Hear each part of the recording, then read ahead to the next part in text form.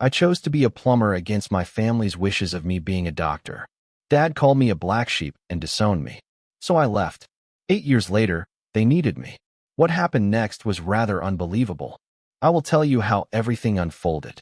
First, let me thank you for your continuous support. If you love stories like this one, support us by subscribing to this channel and comment where you are watching us from. It will be great to hear from you. Now let's jump into the details of what happened. Growing up in my family was like rehearsing for a performance that never ended. We weren't allowed to just be, we had to become. My father, Dr. Leonard Evans, a man whose mere presence could silence a room, had mapped out my life before I could even read. He used to point at my little hands and say, "These hands will hold scalpels, not wrenches." My mother echoed his dreams like a faithful choir, and my two sisters, both lawyers, carried the baton of familial pride with unyielding precision.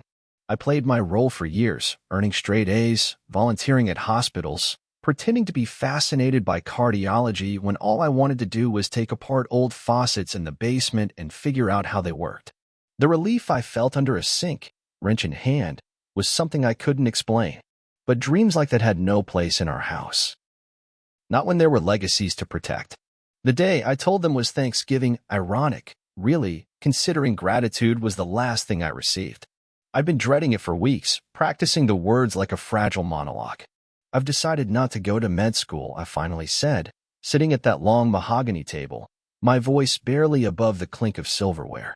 My father froze mid-carve, the electric knife still humming.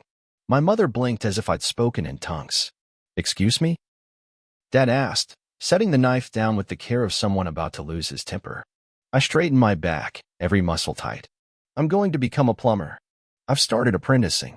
I'm opening my own business next year." The silence that followed was more violent than a scream. Then came the storm. My father's face turned crimson as he stood up, pointing at me like I was a stranger who'd broken into the house. "You are not my son," he said. "No child of mine chooses filth over honor. You want to play in the gutters? Do it without my name. You're dead to me."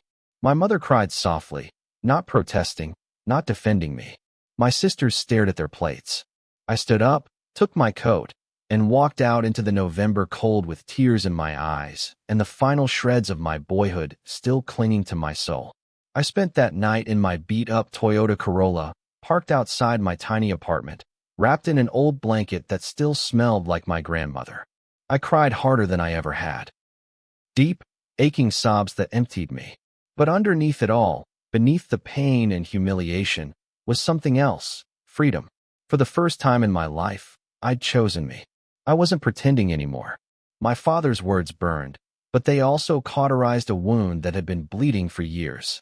I called my mentor, a retired plumber named Hal, the next morning. "Still want that apprentice?" I asked. "Damn right I do," he said. And just like that, the boy they disowned started building a new identity.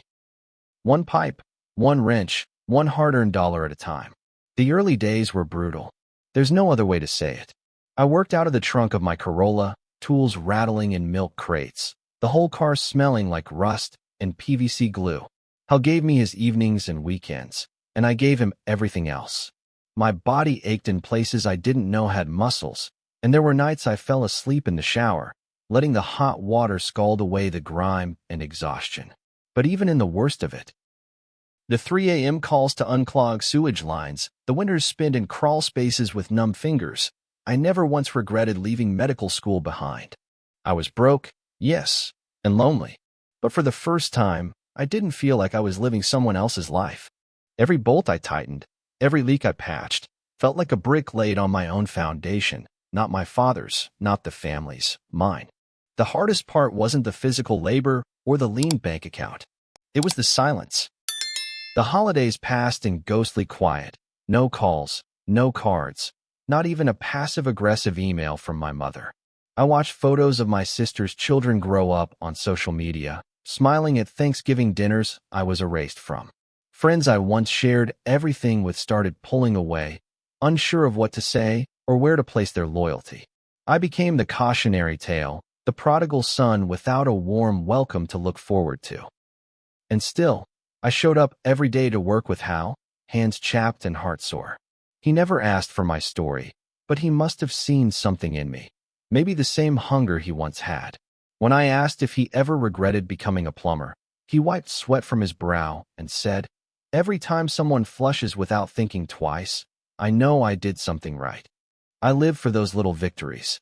The first time I installed a full system on my own, I stayed up all night just to hear it work. Flushing, draining, humming like a quiet promise. My first real client came from a flyer I taped to a laundromat door. She was an older woman named Mrs. Klein, whose leaky faucet turned into a kitchen remodel once she saw how careful I was with her cracked tiles. She made me banana bread and told her bridge club about me. From there, it snowballed. One job led to three led to 10, and within 2 years, I had enough regulars to justify renting a small workshop in the back of an auto garage. It wasn't glamorous, but it was mine. I painted the walls myself, kept a pot of coffee brewing, and bought a used desk with scratch marks that felt like character. I hung my first invoice on the corkboard and stared at it like a diploma. But there were still nights I stared at the ceiling and wondered if I was doing the right thing. Not because I missed medicine, never that, but because I missed belonging. I missed the illusion of being someone my family could be proud of. That ache didn't go away just because I was thriving. There were moments, like when I saw my sisters on the news winning some civic award, or when I walked past the hospital where I could have been in scrubs, that I questioned everything. Not the path itself, but why it had to come at such a steep emotional cost. Was the price of self-respect always this lonely? I didn't want to be a hero. I just wanted to feel like someone would still save me if I fell. But that lifeline was gone, severed cleanly at a Thanksgiving table by a man who couldn't stomach the idea that his son had chosen to live on his own terms. Still, that doubt became fuel. I poured it into long hours, meticulous service, and eventually, a reputation that preceded me. I got damn good. People started referring me by name, not just as the plumber, but as Evans Plumbing. I had no marketing team, no flashy website, just a growing list of satisfied clients and a business card I designed on a free template site. When Hal retired, he sold me his truck for almost nothing and told me, "You're ready." That was the first time I cried in front of another man. He hugged me awkwardly, patted my back, and said, "Your old man may not see it, but you're building something you never could. Respect without fear." That stuck with me. It still does.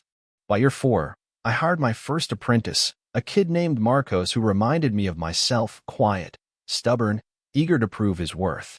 Teaching him felt like stitching together pieces of my own healing. Every time I showed him how to brace a joint or read a water pressure gauge, I felt a little more whole. We talked about music, about dreams, about family we didn't speak to. "Sometimes I wish I could fix people the way I fix pipes," I told him one day. "At least then I'd know what size wrench to use." He laughed, and it wasn't until then that I realized how long it had been since I'd laughed like that, too. The grief of being disowned never fully left, but it no longer defined me. I was more than the black sheep. I was the shepherd of my own damn pasture. By the time I hit year 6, the name Evans Plumbing was spoken with something like reverence in my city, and beyond. I wasn't just the guy you called to unclog a toilet anymore. I was the man who could design an entire plumbing system from blueprint to backflow prevention. Commercial contracts started coming in, followed by small government jobs, and then, shockingly, a bid from a historic restoration project downtown. I walked through those dusty hallways, blueprints in hand, and felt something shift inside me. Pride, maybe. Or maybe it was the recognition that I'd built a life so far removed from the ridicule of my past that it now felt like a different timeline entirely. No one here asked me about med school. They asked me about copper piping and water efficiency. They shook my hand with respect, not for my pedigree, but for my performance. My office now sat in a refurbished warehouse I leased just on the edge of town. It had a loading dock, 2 bay doors, and a mural on the outside wall painted by a local artist. Big copper pipes twisting like tree roots, with my company's name embedded in the metalwork. Inside, I had 4 full-time employees, 2 part-timers, and Marcos, who'd grown into a quiet powerhouse of a lead tech. We wore matching shirts now, with Evans Plumbing stitched over the heart. I didn't care much for vanity, but there was something powerful about walking into a room with a team that bore my name, knowing we'd earned every inch of ground we stood on. I treated them like family. Not the kind that disowns you when you veer off their map, but the kind that celebrates you when you draw your own. Success didn't make me bitter. It didn't make me smug, either. But it did make me reflective. I thought about my father often, not out of longing, but out of fascination. Here I was, leading a thriving business, creating jobs, fixing critical infrastructure, and helping families live comfortably. And yet, in his eyes, I would still be a failure. That realization no longer hurt. It baffled me. What kind of man throws away a son over prestige? What kind of man watches his child rise from the ashes and still refuses to reach out? I wondered if he kept tabs on me, if he saw the magazine feature that ran last spring with the headline, "The Working Class Genius Redefining Plumbing in the 21st Century." Probably not. But sometimes, when I caught a glimpse of myself in the mirror, wearing the grease-stained uniform I now considered armor, I imagined what he'd say.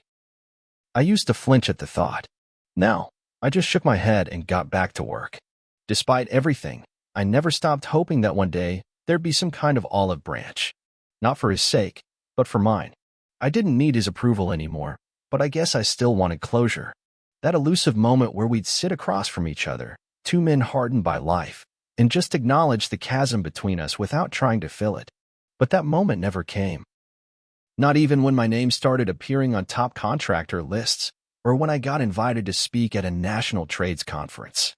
I stood behind a podium in a room full of suits and calloused hands alike, and talked about plumbing as an act of dignity, about how some of the most important work is done below the surface.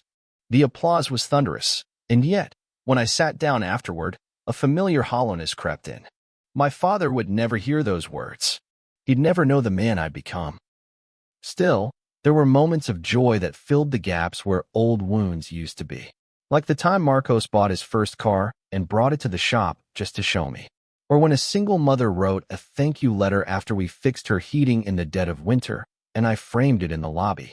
Or the day I cut the ribbon on my second location, a sleek, modern storefront with polished fixtures and a showroom that made people gasp. I hosted an open house, handed out free thermoses, and watched my team laugh and eat barbecue in the parking lot. That night, I sat alone in my truck with a beer and cried, not from sadness, but from the overwhelming weight of having made it. Every sacrifice, every lonely holiday, every sneer and insult from my past, they all led to this. I wasn't the black sheep anymore. I was the damn shepherd. I never reached out to my family, not because I held a grudge, but because I refused to grovel. If they ever wanted to find me, I wasn't hiding. My name was on 2 buildings and all over the internet. They knew how to reach me, but the phone never rang. Not once. I figured they'd written me off completely, replaced me with holiday traditions and polite explanations to curious relatives. He's doing his own thing, they probably said, the same way someone talks about a stray dog they once tried to rescue. I stopped waiting for the knock on the door. I stopped checking my email on Christmas. I stopped believing that anything I could do, no matter how great, would ever be enough to rewrite the script they'd written for me before I was old enough to protest. So I stopped looking back. I poured everything into the future, into my team, my work, and the quiet legacy I was building, not of medical breakthroughs or court victories, but of warmth restored to freezing homes, of kitchens that no longer leaked, of honest work done right. I created an apprenticeship program, mentored young men and women who'd been cast aside like I had, and taught them that dignity wasn't reserved for the white-collar world. I told them, the world doesn't care about your degree. It cares about what you can do. And they believed me, because I was living proof. I'd taken the thing my family saw as a failure and turned it into something indestructible. It came on a Wednesday afternoon, the kind of day where nothing in particular felt wrong, which made what followed hit even harder. I was reviewing invoices at the office, sipping lukewarm coffee, when my phone buzzed with a name I hadn't seen in nearly a decade, Emily Evans, my cousin. The message was short, almost clinical. Hey, I know it's been a long time, but Uncle Leonard's really sick. Bedridden. They're struggling with the medical bills. Your mom asked me to reach out. Can we talk? I stared at the screen for a long time, thumb hovering over the delete button, my stomach churning with a mixture of resentment and reluctant curiosity. Part of me wanted to throw the phone across the room. The other part wanted to know just how bad things had gotten, that the man who once disowned me for not pursuing medicine now needed the help of the son he cast out like garbage. I didn't answer right away. I paced my office, hearing his voice in my head. You're dead to me. I'd replayed that moment countless times, memorized every syllable, every vein popping in his neck as he condemned me for choosing a trade over a title. And now, years later, after all the silence, all the rejection, he was too weak to even ask himself? He had to send a messenger? I finally texted back. What do you want to talk about? Her reply came quickly. They're drowning in bills. Insurance isn't covering much. They thought maybe you could help. No apology. No explanation. Just a request, as if we were still some big happy family. I set the phone down like it was a ticking bomb and stepped outside into the parking lot. The sun was warm, the sky cloudless, but I felt a storm brewing inside me that I couldn't name. I didn't say yes. I didn't say no. I said, I'll think about it. The next day, I drove to my parents' neighborhood, a place I hadn't seen since I peeled out of their driveway with red eyes and a duffel bag full of shame. Everything looked the same. Manicured lawns, mailboxes shaped like birdhouses, American flags waving in synchronized judgment. Their house stood tall and proud at the end of the cul-de-sac, still painted in that cold gray blue my mother loved. I parked across the street and sat for a long time, engine off, watching the windows for signs of life. Eventually, I saw her, my mother, peeking through the curtains like she had when I was a teenager sneaking home past curfew. Except this time, there was no welcome, no door opening. Just a sliver of her face, then nothing. I almost drove away. But something inside me, maybe pride, maybe closure, forced me to knock. The door opened to silence, then the faint shuffle of slippers. My mother appeared, thinner than I remembered, hair streaked with more gray than blonde now. Her eyes watered as she looked at me, and for a split second, I thought maybe, just maybe, I'd get an apology. Instead, she said, "You look strong." Like I was a stranger she was trying to make small talk with. I didn't answer. I looked past her, into the house that once suffocated me with expectations. Everything was immaculate, sterile, as if no one had truly lived there in years. "He's in the den," she said, stepping aside. I walked through the hallway like I was navigating a museum, and when I reached the den, there he was, my father.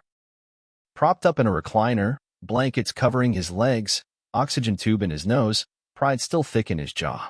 He didn't say anything at first, just stared at me like I was a bad dream. We didn't hug. We didn't shake hands. We didn't even nod. "So," he said finally, his voice raspy and thin, "you came." I crossed my arms. "I didn't come for you," I said. "I came for closure." He scoffed, then coughed. Always the dramatic one. My mother flinched in the doorway. "He's very sick," she whispered, as if that absolved him of everything. "We're doing our best, but the bills." I cut her off. I heard. I turned to him. "Funny how things come full circle, isn't it? The doctor you wanted me to be could have saved your body. The plumber I chose to be could have saved your finances.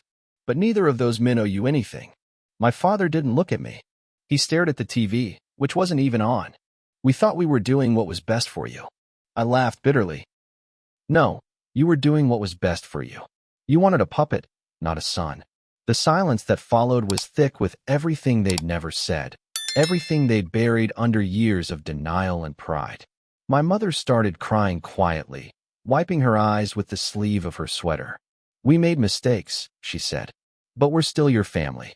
I shook my head slowly, the weight of it all anchoring me in that room like quicksand. "No," I said. "Family doesn't throw you out for choosing yourself.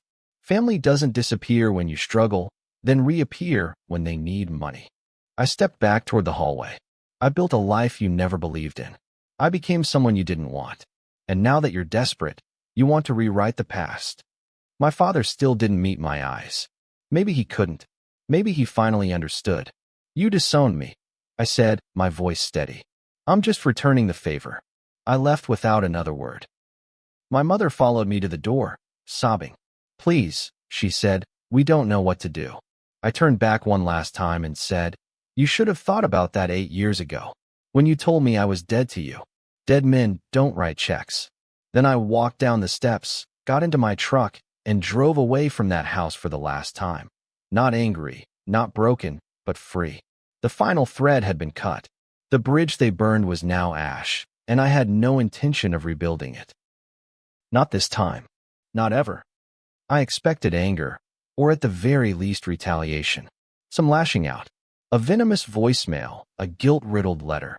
Anything to suggest they were still playing the same emotional games they always had.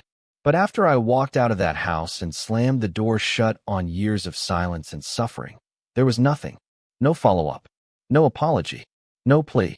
Just a strange, unsettling quiet that rang louder than all their judgments ever had. And for the first time in my life, I didn't feel like the child desperate to be understood. I felt like a man, unapologetic, unbent, finally whole. My refusal to help them with my father's bills wasn't about revenge. It was about truth. They taught me that love was conditional, and I simply returned the lesson. It felt brutal at first, but also, finally, fair. If the bridge was going to remain burned, I was content to let the ashes blow away in the wind.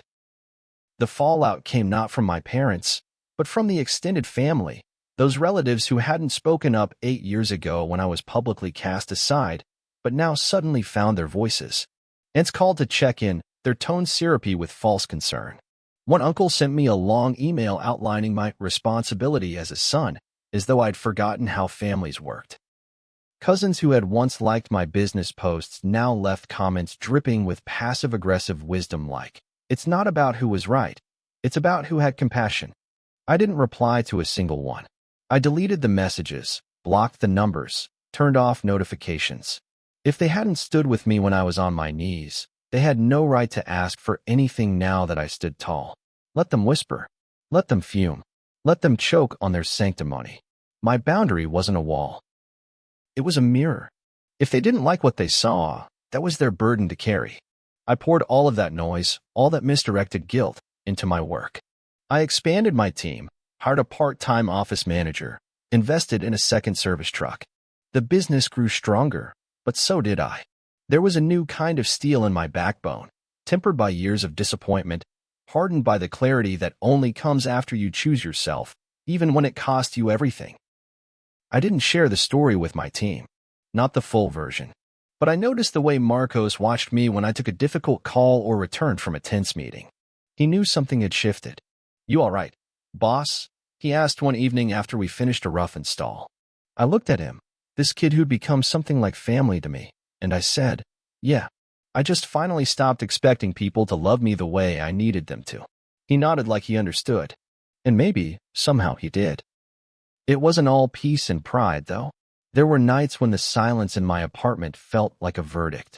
I would make dinner and eat it alone, staring at the chair across from me and wondering what it would feel like if my mother ever sat there again. Sometimes I missed her, not the version who'd let my father throw me out, but the woman she used to be when I was small. The one who kissed my scraped knees and tucked me in with lullabies. But then I'd remember how she stood in the doorway, mute, while her husband declared me dead to the family. I'd remember how she never once reached out, how it took her husband's failing lungs for her to find my number. That grief had no name, no neat category. It wasn't rage or sorrow or longing. It was a hollow ache, like a missing tooth your tongue can't help but probe, even though it hurts every time. I filled my life with new rituals. Sunday breakfasts with Marcos and his girlfriend. Volunteering once a month at a community center to teach basic plumbing to young people just starting out. I hosted barbecues for the team and bought gifts for their kids on holidays. I wasn't trying to replace the family I'd lost. I was building something new, something honest. I refused to create another legacy of silence and control. My workshop became a second home, a place where no one was measured by titles or bloodlines. Just work, character, and the willingness to show up. That was all I asked. And in return, they gave me something my own family never had: unwavering loyalty without judgment. When one of my crew got sick and couldn't afford a procedure, I covered it. No speeches, no conditions, just quiet support. Because I knew what it felt like to need help and be met with a closed door. That winter, I got a letter in the mail, handwritten, shaky, addressed in my mother's cursive. I didn't open it. I didn't need to. Whatever apology it held, it was too late. The boy who would have begged to hear it was gone, replaced by a man who no longer needed closure to live freely. I slid it into a drawer, unopened, and went back to work. Boundaries aren't punishments, they're declarations. And mine was clear.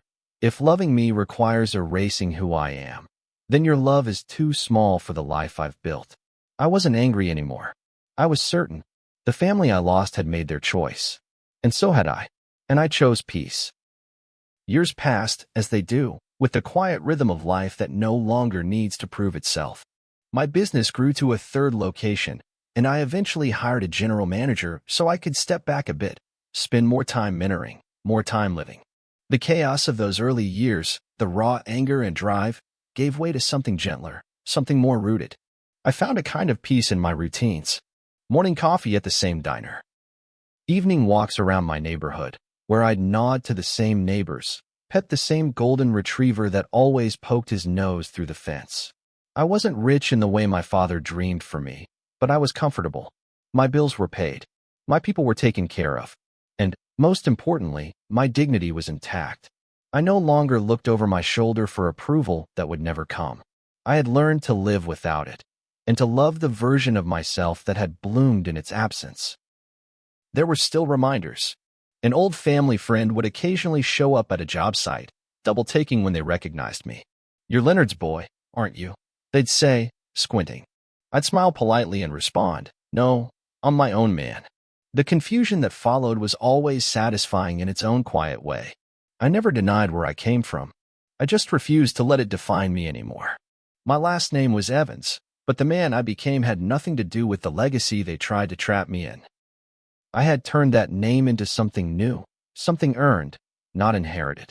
When I saw my logo on the side of a truck, or heard one of my apprentices refer to me as the boss, I felt a kind of fulfillment I doubted even the most lauded surgeons ever tasted. Not because of the status, but because I had built it from nothing, built it despite being told I was nothing. I heard through the grapevine that my father passed quietly one summer evening. No grand gesture, no reconciliation. Just a funeral I wasn't invited to, and didn't plan to attend even if I had been. I found out from Emily, the same cousin who had once asked me to save them. She left a voicemail. "I thought you should know. He's gone. Mom says your mother's a wreck." I listened to it twice, then deleted it. I didn't cry. I didn't feel relief either.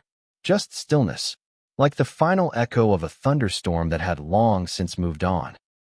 I went to work the next day as usual, fixed a faulty valve, laughed with my crew, and ate lunch on the tailgate of my truck, watching the sky shift from blue to a soft, forgiving gray. That night, I stood on my balcony and raised a glass, not in mourning, not in celebration, but in recognition. The story was over. The chapter closed. I had survived it. Weeks later, I finally opened the letter my mother had sent months before. It was short, no more than a single page, written in the careful script I remembered from childhood permission slips. She didn't ask for forgiveness. She didn't offer excuses. Just wrote, "I think we both lost something we can't get back. But I see now what I refused to see then. You are a good man.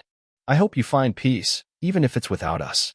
I folded it back up and placed it in the box where I kept other fragments of the past. An old wrench-hell gave me my first business card, the flyer from Mrs. Klein's job. I didn't respond. There was nothing left to say. Forgiveness isn't always a conversation. Sometimes it's just a decision you make in the quiet, to carry on without bitterness, to release the weight that no longer belongs to you. And I had carried it long enough. I look around now and see a life that, while not perfect, is wholly mine. A dog-eared copy of Zen and the Art of Motorcycle Maintenance on my nightstand. A calendar full of birthdays that actually get celebrated.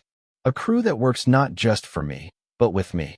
I've learned how to cook a decent steak, how to patch drywall without cursing, how to say no without guilt. I've learned that the people who love you won't ask you to shrink. They won't shame you for finding joy in the things that make you different.